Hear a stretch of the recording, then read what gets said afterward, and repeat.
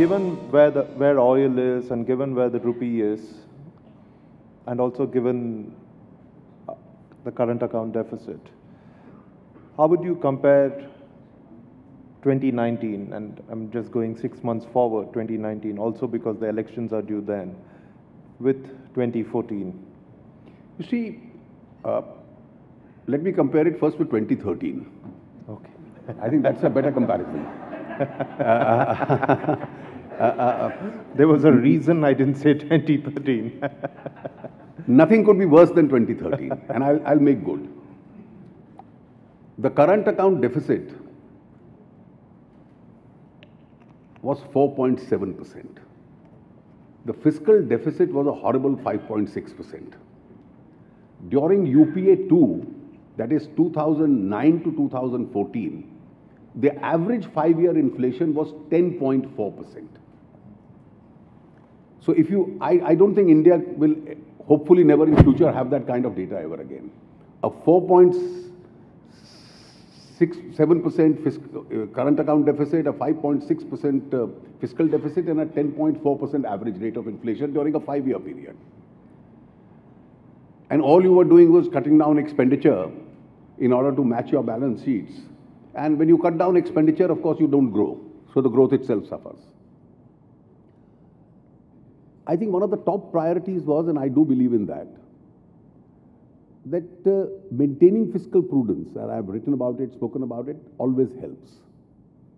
And you can afford to take some liberties only if the fiscal situation is strong, not otherwise. And gradually on fiscal deficit, we've had a glide down. From 4.67%, we've come down now. We are targeting 3.3 this year. And I'm quite certain we'll, with the kind of revenue coming particularly from direct taxes, we'll be able to achieve that. I don't see inflation because it's in the range of 4% plus minus, which by Indian standards is a fair figure. I think as far as current account deficit is concerned, it's obviously linked to the global oil prices in the Indian context, because that's a foreign exchange gets spent mostly on crude. And the way the prices have been going up, the highest in the last 4 years particularly, there is going to be some adverse impact, there has been on the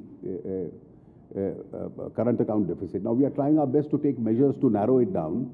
Some more steps are likely, but there are two factors, both external.